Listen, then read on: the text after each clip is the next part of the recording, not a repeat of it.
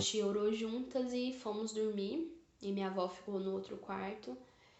E no domingo, né, gente, dia 21 de janeiro de 2018, eu despertei e eu olhei pro lado, a minha mãe estava colocando roupa. Se eu não me engano, ela já estava chorando, não lembro assim, mas ela estava preocupada. E aí eu falei assim, o que estava acontecendo? Ela me disse que o hospital ligou e pediu para que a gente recolhesse os documentos do meu pai e fôssemos pro hospital. E aí a minha mãe e a minha irmã estavam achando que era a transferência, né? Não, se eu não me engano, era a minha avó e a minha irmã que estavam acreditando que eles queriam os documentos para fazer a transferência pro hospital escola, né? Para fazer os exames dele. E a minha mãe tava na dúvida ainda por que eles queriam isso. E naquele momento, gente, eu já tinha certeza absoluta de que ele tinha morrido.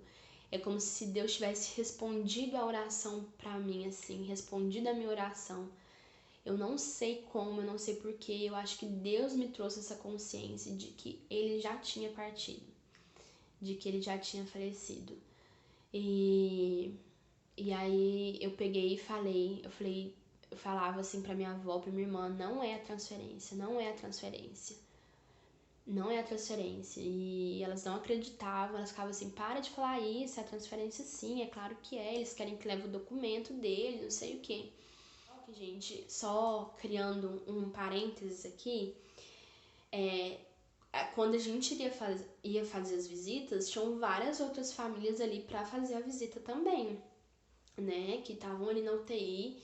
E até uma das pessoas que estavam ali na espera, a gente se aproximou muito, assim, se tornou quase que uma amiga nesses dias, então a gente sempre esperavam juntas e conversávamos, perguntávamos sobre o caso da família dela também e tudo mais. E aí um dia da visita, eles atrasaram muito para liberar a entrada na UTI. E a gente ficou meio que sem entender por que tava esse atraso, por que tava demorando tanto pra liberar a entrada, né? E aí, durante isso, a recepcionista ligou pra alguém e ela falou assim, olha, a senhora é parente de tal pessoa? Se a senhora puder trazer os documentos dessa pessoa e vir para o hospital, beleza. Foi isso que ela disse. E aí, quando a minha mãe foi fazer a visita, tudo mais, ela voltou. Ela disse que eles demoraram porque uma pessoa tinha falecido na UTI e eles estavam arrumando o leito, né? Então ela lembra que quando ela entrava tinha uma pessoa, né, num certo leito e nesse dia eles não estavam. E a gente acredita, né, que essa ligação que a recepcionista fez foi para a família. E quando o hospital ligou e pediu para que a gente recolhesse os documentos dele e fosse para o hospital, e eu acordei e perguntei para minha mãe o que tinham falado, e ela me disse isso, automaticamente eu liguei os pontos, né? Liguei uma coisa na outra e também, como eu disse, eu acho que foi Deus também que me deu essa consciência de que ele estava me dando a resposta da minha oração. Eu já tinha convicção, né, do que estava por vir. E aí a gente entrou no carro e a minha mãe ligou para a pastora para contar o que estava acontecendo e a gente também pediu para que a Lu e o tio Emerson fossem pro hospital. Porque a casa deles, gente, é mais perto do que a nossa. A casa deles é uns 5 minutos do hospital. E dentro do carro eu senti de fazer uma oração e eu comecei a chorar nesse momento. E eu lembro que eu orei e falei, Deus, que o Senhor possa preparar os nossos ouvidos e o nosso coração para o que tá pra gente ouvir naquele hospital, para o que tá para acontecer. E eu lembro que quando eu comecei a orar isso, eu comecei a chorar e a minha mãe também. E foi nesse momento que ela ligou pra pastora e a pastora orou com a gente por telefone. E aí eu entrei no hospital já chorando muito. E a Lu e o tio Emerson já ficaram assustados. Ela já perguntou, vocês já sabem o que aconteceu? E aí eles disseram que não. E eu falava, eu já sei, ele morreu, tenho certeza. E aí eles me deram um copo de água pra tentar me acalmar, porque, gente, eu fui daqui de casa, lá no hospital, sabendo já que ele tinha morrido. É muito doido isso, quando eu lembro. E as recepcionistas não falavam nada, elas só pediram para que a gente pudesse aguardar. E ao lado, assim, das cadeiras que a gente tava, tinha uma porta. E o médico saiu dessa porta, olhou pra gente, falou e virou pra recepcionista e perguntou: "Essa que é a família?" E aí ela disse que sim. E esqueci de falar com vocês. A recepcionista disse que era pra gente aguardar, que o médico iria falar com a gente. E aí eu peguei e falei: "Mãe, nem quando ele deu uma parada de 40 minutos o médico quis vir conversar com a gente. Por que você acha que ele vai vir conversar agora?" Então, tipo, eu já fui ligando uma coisa na outra realmente. E aí nesse momento ele perguntou se a gente era família e a gente disse que sim. E ele falou assim: "Vocês podem me acompanhar pra aquela salinha?" E, gente, pra que um médico vai querer levar você pra uma salinha, entendeu? E aí todo mundo levantou da cadeira, começou a andar e eu continuei sentada, porque apesar de eu já ter certeza, eu não queria que aquilo se tornasse real, porque a partir do momento que ele falasse pra gente que ele tinha morrido, já era, né? Já não tinha volta. E aí eu continuei sentada e aí minha mãe, a Lu, né, todo mundo me chamou e falou: "Vamos". E aí, ao mesmo tempo que eu era a última que estava indo, eu quis ser a primeira a chegar. Eu já levantei, já saí e eu entrei na sala e falei: "Fala logo, fala logo". Tipo, queria que ele falasse de uma vez o que tinha acontecido. Parece que quando eu fecho o olho eu consigo reviver esse dia, esses sentimentos. Eu tô até tremendo. É muito doido falar disso tudo. Enfim, o médico começou a falar e disse que depois daquele sábado, depois daquela parada, ele deu mais 3 paradas e não resistiu.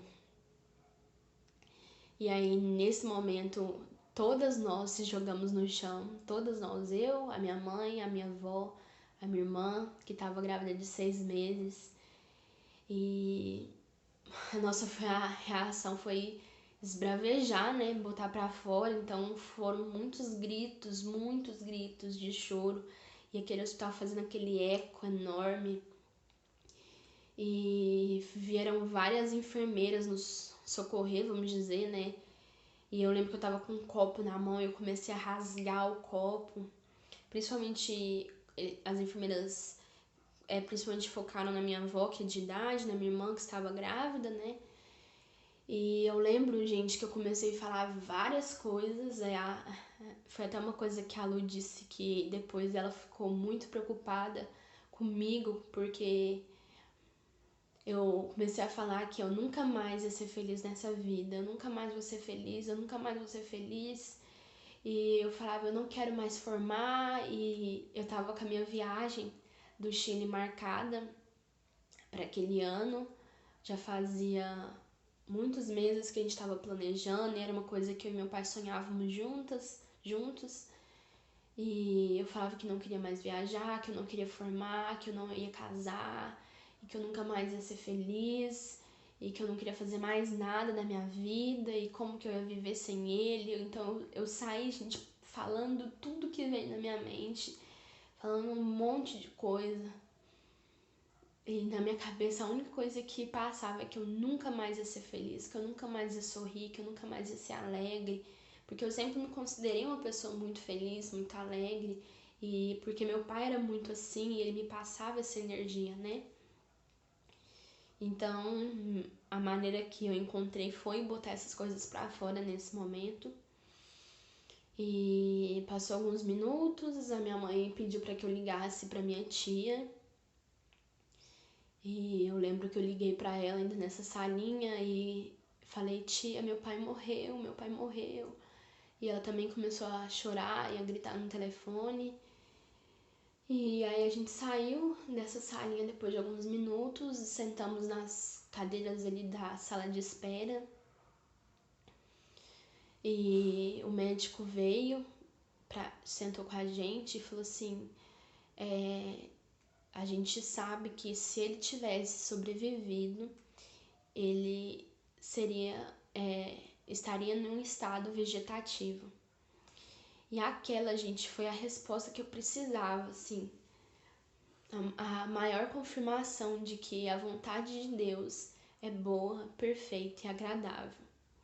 Que apesar de não ser o melhor pra gente, porque nunca viver sem alguém, né, nunca vai ser o melhor pra você, sem alguém especial, alguém importante na sua vida.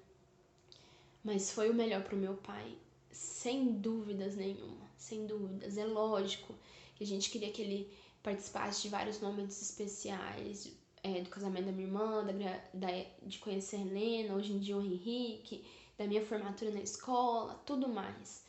Só que sem dúvida nenhuma, para aquele momento da vida dele, onde ou ele iria viver com uma sonda sem poder comer, ou ele iria viver em cima de uma cama, que era o que ele mais falava que não queria, com certeza aquela foi a melhor decisão. Deus sabia o que estava fazendo. A vontade de Deus é boa, perfeita e agradável. E naquele momento eu falo que eu tive a paz que excede todo entendimento. Então, ao mesmo tempo que tinha toda dor, todo sofrimento, toda tristeza, eu entendi dentro de mim de que aquilo foi necessário, de que aquilo foi o melhor, de que aquilo precisava ser assim. E momento nenhum eu questionei a Deus, porque Ele respondeu a minha oração, foi resposta de oração. Deus me respondeu, Deus esteve comigo, Ele prestou atenção em mim, Ele recebeu a minha oração, Ele me respondeu. Então, teve esses dois lados, assim. Então, eu tive essa paz de que foi o melhor para ele, mas ao mesmo tempo teve todo o sofrimento, todo o sofrimento. Quando o médico disse que ele não resistiu, gente, eu literalmente, a sensação que eu consigo descrever para vocês é que parece que alguém enfiou a mão dentro do meu peito e arrancou o meu coração com as mãos. Literalmente, porque, gente, foi uma dor física, é muito doido isso. Eu lembro e eu sempre falava com as pessoas de que doía realmente aqui no peito, doía mesmo. É como se abrisse um abismo no chão, como se, tipo, seu mundo caísse, acabasse, tipo, é muito louco. E aí o médico nos deu a opção, ele disse que a gente poderia ir vê-lo antes de que eles levassem ele para a funerária e que se a gente queria fazer isso. E na minha cabeça, naquele momento, gente, eu não iria conseguir vê-lo no caixão. E só podia ver duas pessoas poderiam fazer essa visita, né? Ir lá ver ele. E aí eles falavam, vocês têm que decidir rápido, porque já precisa levá-lo. E ficou nessa, vai ou não vai, vai ou não vai. E eu decidi ir porque eu não sabia se eu ia conseguir vê-lo no caixão. Eu falava, gente, eu não quero ver no caixão, não quero ver ele no caixão. E aí foi eu e a minha avó.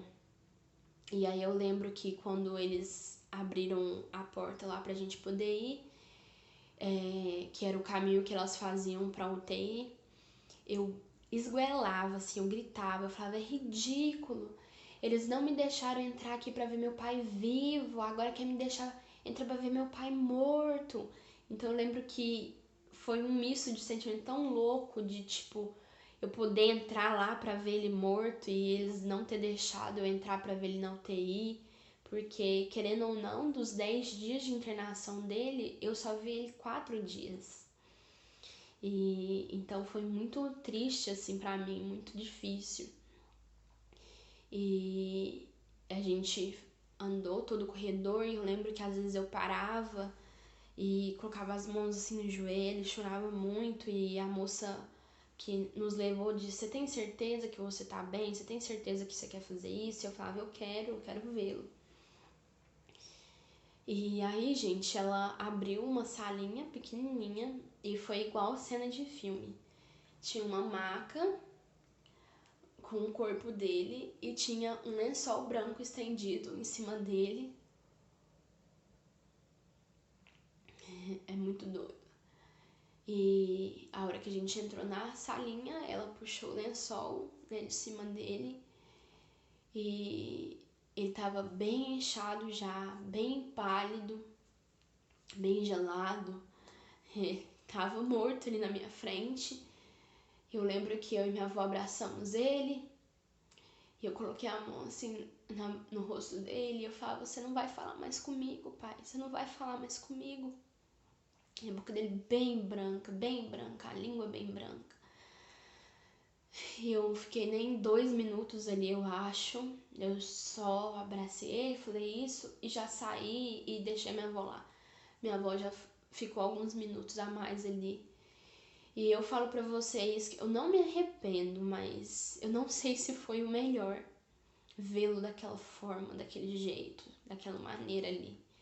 Foi muito forte aquela cena, muito forte. E com certeza o jeito que ele tava no caixão foi muito melhor do que vê-lo daquele jeito. Então, se caso alguém, gente, estiver passando por isso, tiver essa oportunidade, eu acredito que a melhor maneira é esperar o velório mesmo. É claro, gente, cada um vai agir da melhor forma que achar necessário para si. Igual eu falei, eu não me arrependo, mas foi muito forte vê-lo daquele jeito. E a gente saiu dali, eu saí daquela salinha, eu abracei minha mãe. E eu lembro que eu ficava assim: mãe, não acredito que ele morreu, não sei o que. E falei várias coisas. E ela me abraçou assim, e nesse momento a gente já saiu pra ir embora.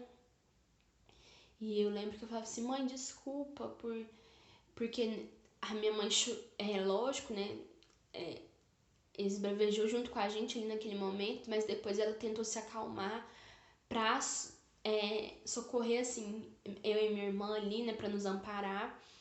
E aí eu lembro que eu pedi desculpa pra ela por eu não tá deixando ela pôr pra fora o sentimento. E ela falou assim: não, minha filha, não se preocupa com isso, põe pra fora mesmo, não sei o quê. Porque, gente, acho que tudo que eu mantive a calma nesses 9 dias, né, 10 dias, eu botei pra fora nesse dia, assim. Eu me permiti gritar, chorar, esgoelar, berrar, tudo que tinha direito. E aí eu lembro que a gente veio no carro chorando muito, muito. E chegou em casa, eu lembro que eu olhei pro corredor, assim, aqui de casa, que dá pro quarto dos meus pais. E eu sentei no chão e eu gritei, eu chorei muito. E aí, nesse momento, as pessoas já foram avisando as outras, né, os amigos e tudo mais.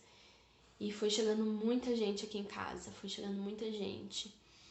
E aí, os pastores da nossa igreja antiga chegou, e eu lembro que eu deitei no colo da pastora e eu lembro que eu falava assim que foi horrível ver ele daquele jeito, que foi horrível ver ele daquele jeito. E eu lembro até que a pastora disse que achava que não foi uma boa escolha eu ter feito isso e tudo mais. E a gente chorou, ficamos ali, né, sentindo aquilo. E foi chegando muita gente, muitos amigos na nossa casa. E a minha avó e esse amigo do meu pai, né, que trabalhava com ele, o ex-sócio dele, decidiu ir lá fazer os trâmites, né, do velório, da funerária e tudo mais. A minha avó quis ir. E então a minha avó foi, nós ficamos em casa, né? E eu lembro que o pessoal foi chegando, tanta gente, que a gente até deixou o portão aberto, assim, porque, gente, eu tenho quase certeza, assim, que foram mais de 30 pessoas aqui na nossa casa, assim, foi muita gente. E nesse meio tempo também, a minha mãe e minha avó estavam conversando sobre aonde iria enterrar o meu pai, se iria enterrar aqui em Uberaba ou se seria na terra natal dele, né? Seria em Manhuaçu. Eu lembro que eu não conseguia me lembrar se meu pai já tinha falado se ele queria ser enterrado aqui ou lá em Manhuaçu. Só que para nós que somos cristãs, a gente não tem o costume de visitar túmulos, né? Porque a gente crê que a pessoa não está ali só está a carne, então o espírito, né, da pessoa já está com Deus, já está nos céus. E não faz sentido para nós visitar um túmulo onde ninguém está ali, né? Onde há só restos mortais, realmente, só o que a gente tem aqui nessa terra. Então, para nós, não iria fazer grande diferença enterrá-lo aqui. Só que para minha avó é muito importante essa visita e a gente respeita, gente. Eu não quero ofender ninguém aqui com isso, tá? Então a gente respeita quem faz isso, quem tem esse costume, tá? A gente, de certa forma, entende a pessoa, o motivo da pessoa. E para minha avó era importante ter essas visitas, né? Ter o meu pai, ter o túmulo do meu pai por perto, vamos dizer. Então elas decidiram que queriam enterrá-lo em Manhuaçu. Só que não é fácil, né, gente, fazer esse transporte do corpo. Então a minha avó também já aproveitou para resolver todas essas coisas. E como eu disse, foi chegando muita gente aqui em casa, assim, então a casa ficou lotada. Amigos, pessoas da igreja principalmente.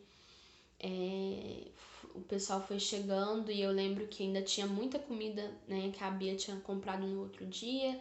Só que chegou o pessoal com compras de supermercado, lotaram a nossa geladeira e se juntaram para fazer um almoço, porque isso foi na parte da manhã, né? Então eles se juntaram para fazer almoço para todo mundo que estava aqui em casa. E eu lembro que eu achei isso tão lindo, assim, tão especial, esse cuidado de pensar em fazer uma compra, em vir preparar um almoço e do pessoal se preocupar em estar aqui com a gente, nos amparando. Eu lembro que nesse meio tempo eu peguei meu celular para tentar digitar uma mensagem antes do pessoal chegar em casa, né? Tava só a pastora em casa ainda. E eu lembro que eu digitava, meu pai morreu e apagava, meu pai e apagava. Eu não conseguia digitar que meu pai tinha morrido. Para mim era surreal, assim, era impossível digitar aquilo. Parece que não era difícil assim de cair a ficha.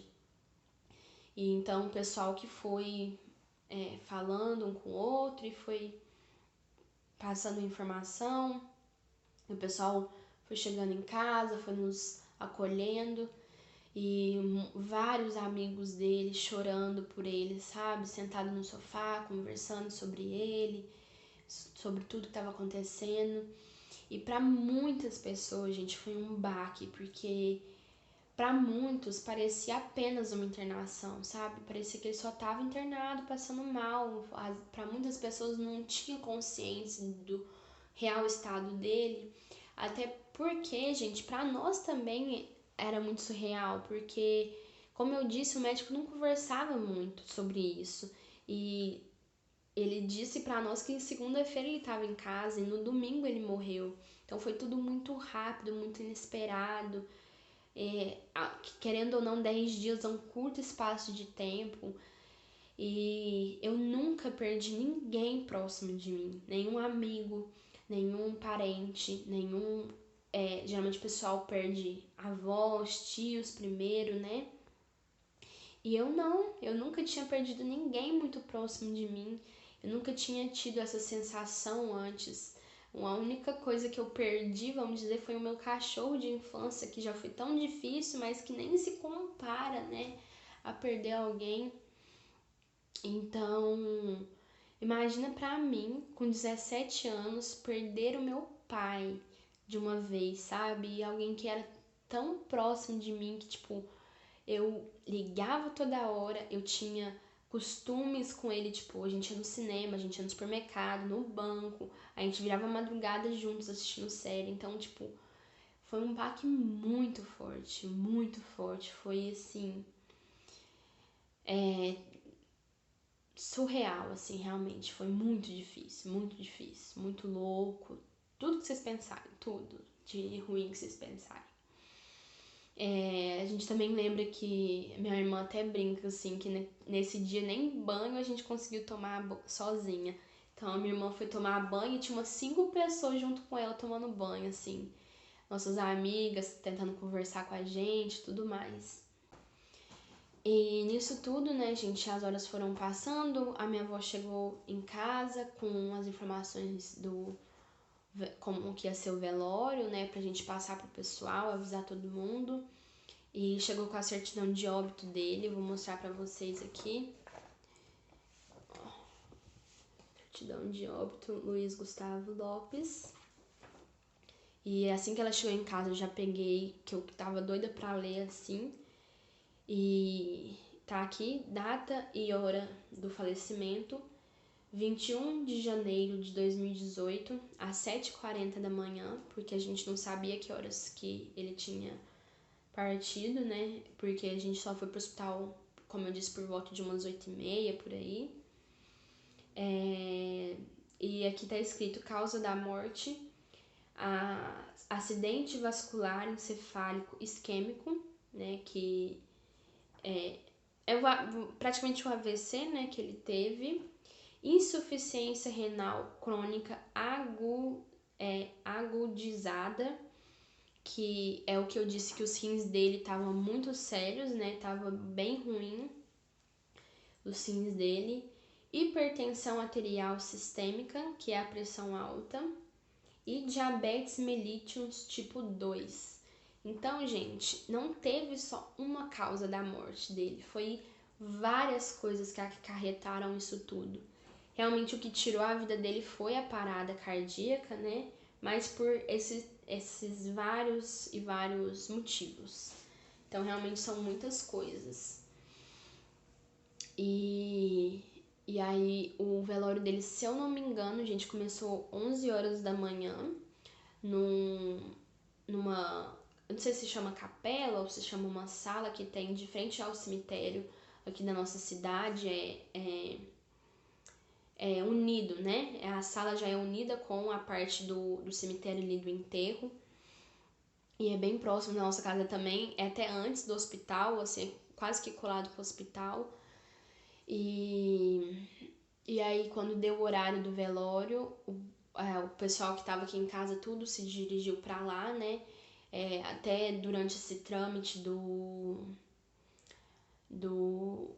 velório, minha mãe teve que separar a roupa, né? Pra vestir o meu pai, que é um momento bem difícil também, né, gente? Ter que escolher uma roupa para enterrar alguém é muito doido.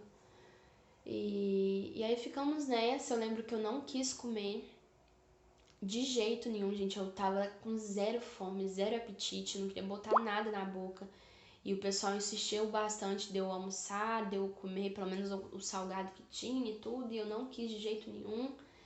E eu lembro que eu só fui, gente, colocar a comida na boca de novo na madrugada de domingo pra segunda, eu acho que era mais de 3 da manhã, quando eu consegui comer alguma coisa. Então eu passei assim, o dia todo sem comer nada.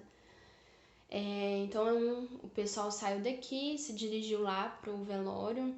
E eu lembro que a minha mãe e minha irmã foi em um carro e eu fui em outro, porque eu fui trancar a casa. E aí eu cheguei lá no velório, tinha bastante gente, tinha assim o dobro de pessoas que tinha aqui em casa já. E aí eu entrei assim na sala, a minha irmã tava debruçada no caixão e a minha avó e a minha mãe sentada nos banquinhos, e aí eu já cheguei e sentei.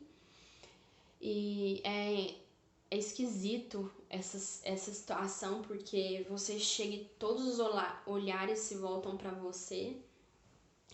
E eu já tive em alguns outros velórios onde a posição é observar e a gente fica tentando imaginar o que a pessoa tá passando, o sentimento que ela tá ali naquele momento. E nesse dia eu estava do outro lado, né? Eu lembro que eu sentei e fiquei encarando assim ele no caixão e eu digo assim, gente, não querendo, não de forma feia, não sei falar a palavra errada aqui, mas ele tava até bonito assim no caixão, sabe? Porque eles passam uma maquiagem, né? Tem todo aquele preparo pro corpo se manter algumas horas ali estável. Ele estava com a roupa que ele gostava, com as flores ali, então, e ele tava com um semblante tão paz, gente, é uma coisa que todo mundo falou, que ele tava com a cara assim, que ele tava descansando realmente, porque foram 10 dias muito difíceis para ele enfrentar.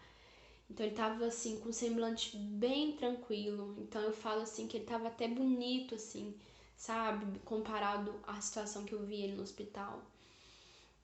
E aí eu voltei para a posição de, de seriedade, de serenidade, né, de tranquilidade, porque eu nunca gostei de me expor para as pessoas, minhas fraquezas, vamos dizer. Então eu nunca fui de chorar na frente das pessoas, dessa questão assim.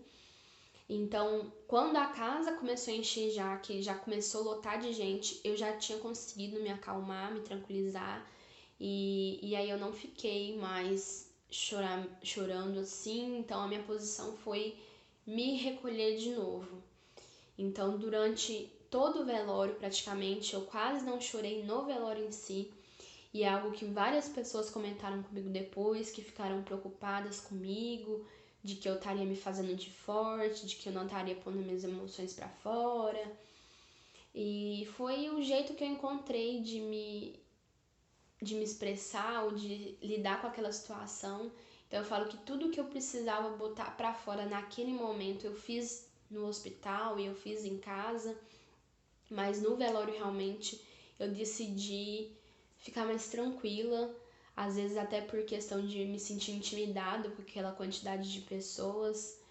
E foi assim, gente, surreal ver o tanto que meu pai era importante para outras pessoas, tanto que as pessoas fizeram questão dele, estavam presentes ali conosco.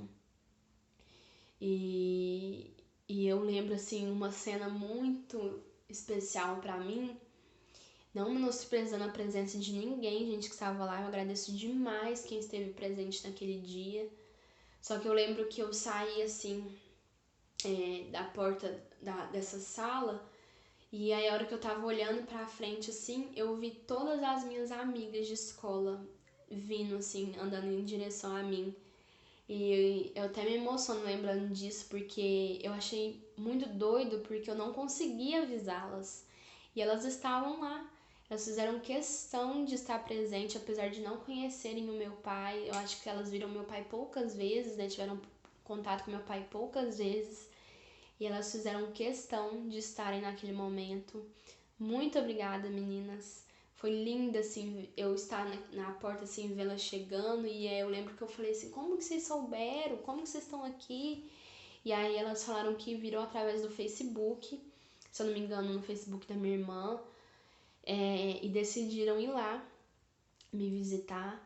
E eu achei bem carinhoso, assim. E eu lembro que elas decidiram comprar um picolé pra mim, porque todo mundo sabe que eu sou apaixonada por sorvete. E já tava no horário do almoço, e minha mãe, um monte de gente estavam insistindo pra eu comer alguma coisa, eu não queria. Eles levaram a minha irmã pra comer, né? Ela comeu por conta da gravidez e tudo. E aí elas compraram um picolé pra mim e me fizeram tomar. E eu acho até engraçado, assim, gente, de alguma forma, de eu estar tomando picolé no velório do meu pai. Só que, gente, não existe um protocolo de etiqueta, ou tipo, o que é certo e o que é errado. Então, se as pessoas de alguma forma julgou ou não, que eu duvido muito, eu não tenho o que fazer, mas eu achei fofo, assim, delas quererem de alguma forma deixar um pouco mais leve, me dar um picolé, assim, porque era o que eu gostava, e elas me obrigaram a tomar, e eu lembro disso muito forte, assim. Enfim, gente, eu acredito que o velório ficou até as 10 da noite, Então foi um dia bem longo e o culto, eles fazem, eu não sei se chama culto, não é culto ecumênico, um culto assim, um cerimonial assim de despedida mesmo. A gente nesse mundo cristão, né, evangélico, a gente tem esse costume nos velórios de trazer o pastor para fazer uma oração, para dar uma palavra assim para nós. E como era num domingo, tinha culto nas igrejas, então o culto lá no velório foi após, né, o culto da igreja, então já estava bem tarde, se eu não me engano era umas 9 da noite por aí. E eu já tava bem cansada, assim. Aí pro final da noite eu meio que desmoronei de novo, comecei a chorar porque eu falava pra minha mãe que eu não aguentava mais eu olhar pra ele naquele caixão. E eu lembro, gente, que eu ficava olhando e pensando assim, nossa, ele podia tanto respirar. E eu ficava tentando imaginar a cena assim dele respirando e eu olhando para aquela cena e tentando digerir mesmo assim, trazer pra realidade, assim, tentar cair a ficha, assim, e era muito difícil. E eles conseguiram um carro na cidade do meu pai, lá em Manhuaçu, para vir até Uberaba. É um carro da prefeitura, se eu não me engano, né? Minha avó é um pouco conhecida lá na cidade dela e ela conseguiu disponibilizar esse carro para que viesse buscar o caixão, para transportar o caixão até a cidade dele e preparar outro velório lá. Então, gente, foi muitas horas, se eu não me engano, foi das 11 da manhã até umas 10 da noite o velório dele. E durante o culto eu lembro que a gente ficou próximo assim, ao caixão. E uma coisa que eu confesso que me causava certa estranheza, se eu posso dizer isso, em outros velórios, é quando as pessoas ficavam deitadas sobre o caixão e tocando, né, na pessoa falecida, abraçando e tudo mais. É claro que eu entendo, eu respeito muito, mas eu posso dizer que de certa forma me causava estranheza, assim, né? O pessoal acha esquisito, vamos dizer. E naquele momento eu não liguei pra nada. Eu falo assim que, gente, na minha cabeça era a última chance que eu tinha de tocar no meu pai, de poder ver os detalhes, de poder mexer nele. Então eu aproveitei sim, eu colocava a mão, a gente beijou, abraçou, tudo mais que tinha direito. E a gente ficou ali, teve o culto foi lindo, lindo, lindo.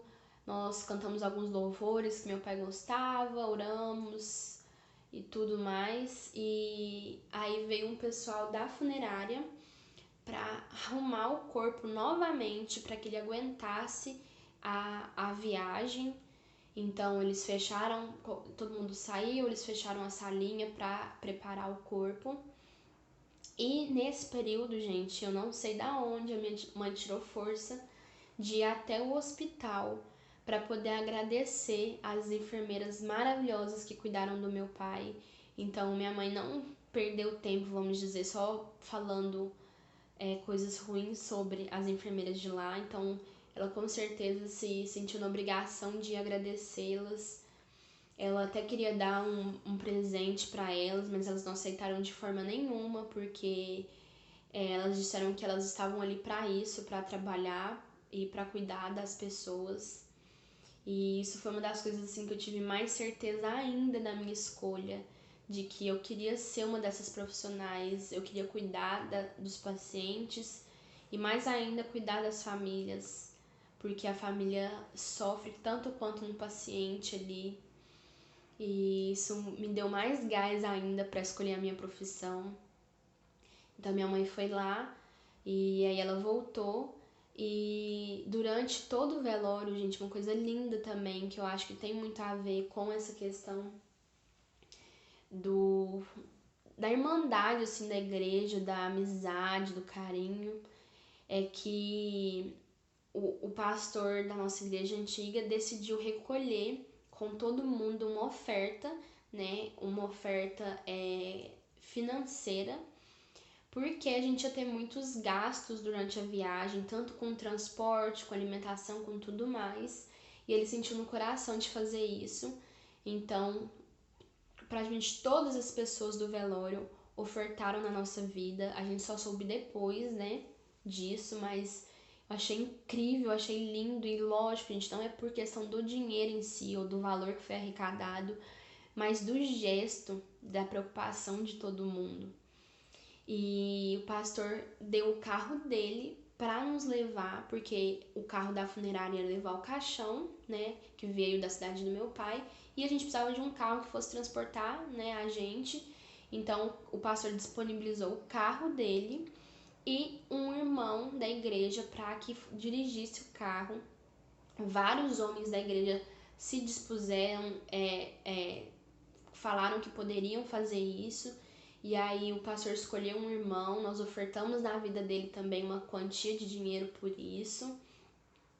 E nós nos despedimos ali das pessoas. E eu lembro que as pessoas falavam muito de que a gente precisava agora nos unirmos e sermos fortes e estarmos juntas, né? Nós três ali, eu, minha irmã, minha mãe principalmente, né? Porque minha avó mora lá na outra cidade. E que a gente ia precisar disso.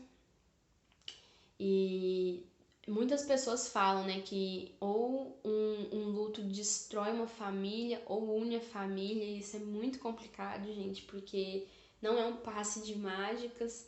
Isso eu vou citar mais pra frente no terceiro vídeo. E aí, gente, a minha avó decidiu que o carro da funerária chegou finalmente. E aí a minha avó decidiu que ela queria ir no carro onde iria transportar o caixão. Então existe o banco do motorista e o outro banco, e ela decidiu ir lá, porque ela não queria sair de perto do caixão. E fomos no outro carro, eu, a minha mãe, a minha irmã e o meu cunhado, né? Na época minha irmã ainda namorava com ele.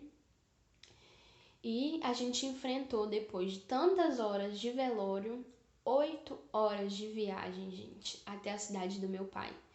Então vocês imaginam o batidão que não foi a gente acordar 8 e pouca da manhã, receber uma notícia dessa, passar um dia inteiro de velório e ainda enfrentar uma estrada de 8 horas, digerindo toda essa situação, chorando muito. A minha mãe também várias vezes entrava assim em crise, vamos dizer assim. Às vezes a gente ficava melhor, às vezes a gente chorava, e a gente ia nesse vai e vem desses sentimentos doidos.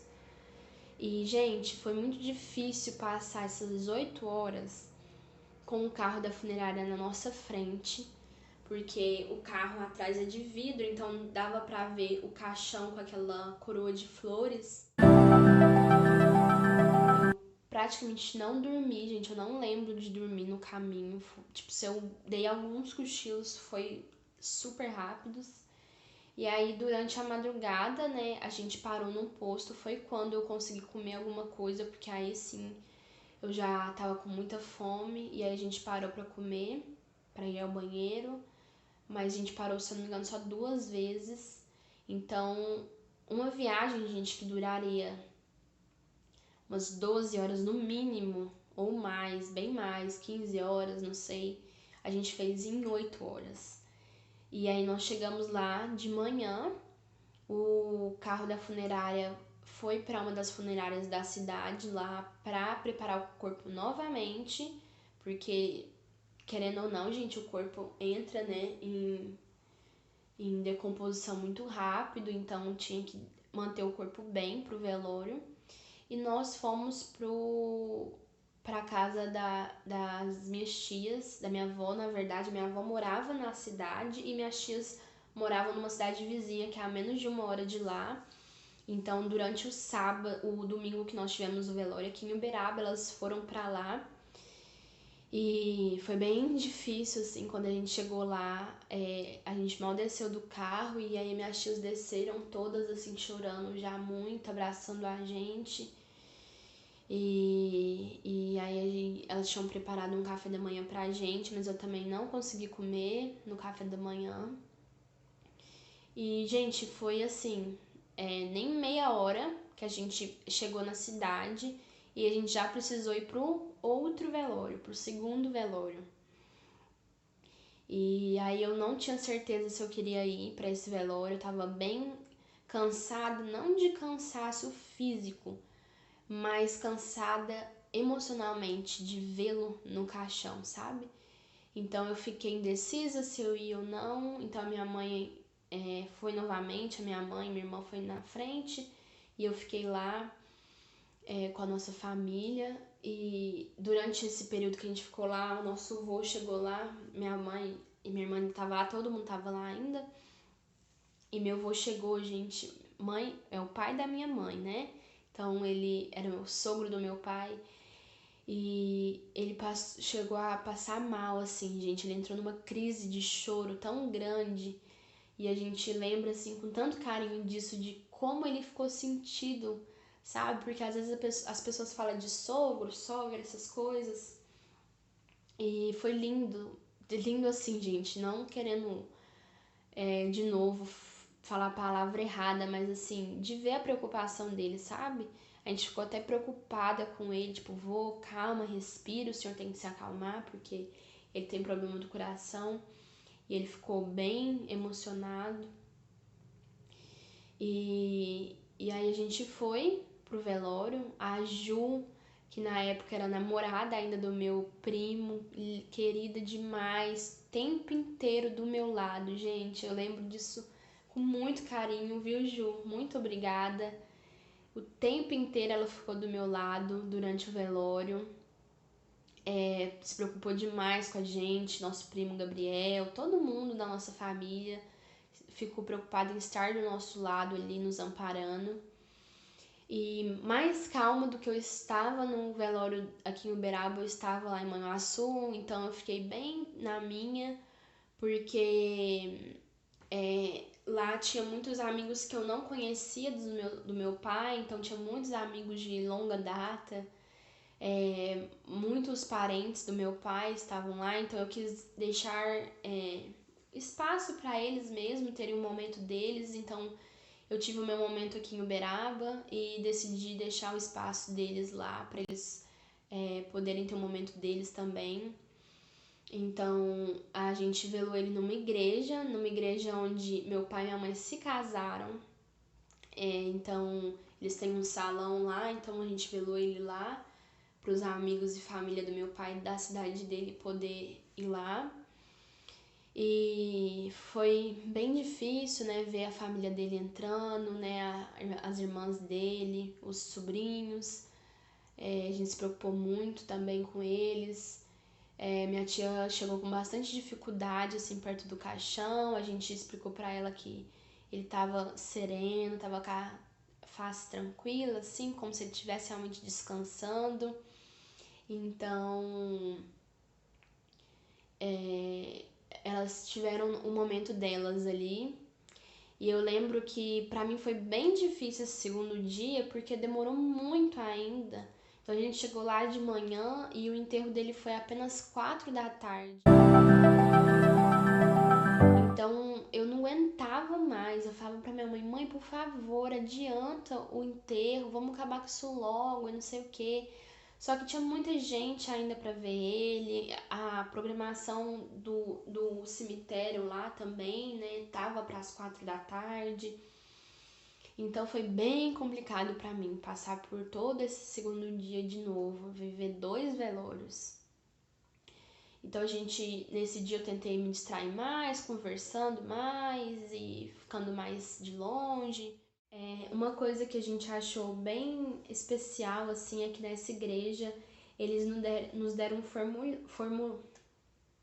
uma coisa que a gente achou bem especial da igreja é que eles nos deram um formulário para responder com algumas perguntas sobre quem era nosso pai, sobre o que ele significava para nós, sobre algumas coisas da vida dele, para que o pastor pudesse construir o culto em cima disso, dessas informações.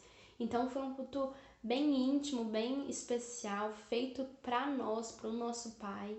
E algumas dessas informações eles pegaram para colocar num jornalzinho. Essa igreja onde meu pai frequentou quando morava em Manhuaçu, que ele casou, batizou nessa igreja. Eles têm um jornalzinho onde eles colocam algumas notícias sobre alguns dados sobre a igreja, sobre eventos, sobre os membros, etc. E é nessa igreja aqui, Igreja Presbiteriana de Manhuaçu, onde ele casou, batizou, frequentou muitos anos e onde ele foi velado. E aí nesse jornalzinho eles postaram sobre o meu pai, nas notas de falecimento. Vou mostrar aqui pra vocês. Ó, tá vendo? Essa foto meu pai amava, ele tinha essa foto na carteira dele. E a gente achou muito especial eles terem feito isso, ter se importado de colocá-lo aqui, de lembrar dele. E eu vou ler um pouco pra vocês o que tá escrito aqui, que é um pouco do culto que o pastor falou no dia. Então ele diz assim: era analista de sistema e gostava de trabalhar, ver filmes, passear e ir à igreja. Deixou exemplo de bom caráter, de generosidade, de ser carinhoso, bom filho, paizão, amigo e, acima de tudo, homem de Deus. Tinha um cântico predileto que chama Deus de Amor, que é aquele que diz: quero trazer à memória aquilo que me dá esperança, que é um louvor lindo. Ele foi acometido subitamente de um infarto no dia 21/1/2018 em Uberaba, onde residia, vindo a falecer às 7h40 da manhã no hospital regional. Seu corpo foi velado lá em Uberaba e depois veio para Manhuaçu e na segunda, dia 22, às 4 foi sepultado, né? O velório aconteceu no salão da igreja com o reverendo Anderson, que celebrou o culto fúnebre. E no final eles colocam que Deus seja louvado por esta vida preciosa e conforme a família. Então foi muito especial realmente isso aqui, a gente guarda com muito carinho. Eu decidi que eu não queria ver fechando o caixão, então a Ju me levou para longe assim, da onde o caixão estava. E eu lembro que alguns minutos antes, durante a oração final, eu lembro que eu me debrucei sobre o caixão, assim, chorei bastante por saber que era o último momento do com meu pai ali, com o corpo dele, né? Ele já não estava mais ali. Então eu lembro, gente, que eu fui analisando cada partezinha dele, assim, de analisar as mãos dele, que ele tinha os dedos bem redondinhos, quase não tinha unha. Ele tava com bastante pelinha, porque ele vivia arrancando. Aí eu lembro dos braços dele bem peludo. Então, gente, eu fui prestando atenção em cada detalhe do rosto, do cabelo, de tudo. Porque eu não queria esquecer de jeito nenhum os detalhes dele em si mesmo, assim. E aí, quando foi fechar o caixão, eu saí de perto. E aí eu voltei já com eles levando o caixão pro carro da funerária. E aí todos os amigos dele acompanharam, né, a carreata até o cemitério. E Manhuaçu é uma cidade muito pequena, gente. Então, a gente até falou assim que tava parando a cidade, porque era quilômetros, assim, de carro. Meu pai era bem querido também na cidade dele. E eu lembro que eu entrei no carro e eu falei: acabou. Até que enfim acabou, assim, porque eu tava louca pra que isso tudo, esse dia, esse pesadelo acabasse logo, pra que eu não lembrasse dele naquele caixão, mas que eu pudesse voltar às boas memórias, né? As memórias que eu contei no primeiro vídeo. Então eu lembro que eu falava pra minha mãe: graças a Deus acabou, agora seguir a vida, né? E pra viver, como é que eu posso falar? Seguir em frente, né? De alguma forma. E então a gente chegou lá no cemitério. Minha avó já tinha as lápides lá, porque infelizmente ela tinha perdido um outro filho, né, que eu não cheguei a ter contato, com o irmão mais velho do meu pai. E eu não quis ver muito assim, eu entrei, eu vi onde iam colocar o caixão, e eles foram colocá-lo lá. E eu já decidi sair ali de perto, porque pra mim aquilo ali já não era tão importante, né? Pra mim, o que havia de mais importante já tinha passado. porque como eu disse, né, pra mim ali só já tinha restos mortais, já não era meu pai que estava ali. Então eu vi onde iam colocar o caixão e já saí de perto, já pedi pra minha mãe me levar embora. E enfim, acabou esse dia terrível, esse momento mais triste da minha vida, com certeza. Foi o dia mais triste da minha vida. E que eu falo que eu só vou viver novamente se Deus permitir daqui muitos anos ainda, quando eu infelizmente vou perder outros parentes, porque é o ciclo da vida, né, gente? É claro que o correto, vamos dizer, o que todo mundo gostaria, que ele fosse embora idoso, quando eu fosse bem mais velha. Então foi muito cedo, muito inesperado. Mas infelizmente é o ciclo da vida, né? As pessoas se vão.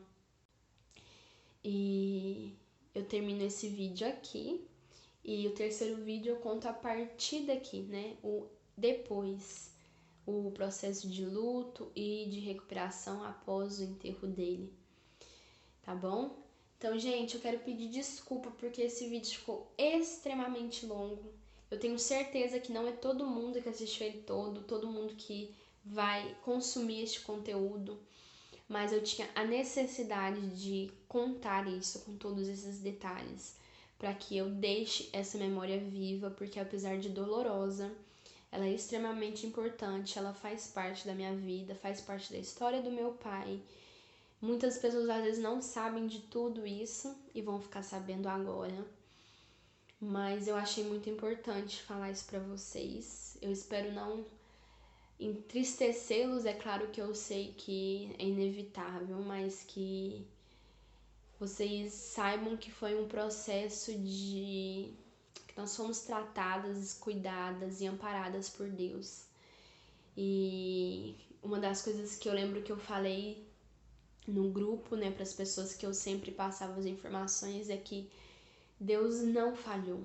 Ele não falhou porque ele não curou meu pai, ele não falhou porque meu pai não saiu recuperado do hospital.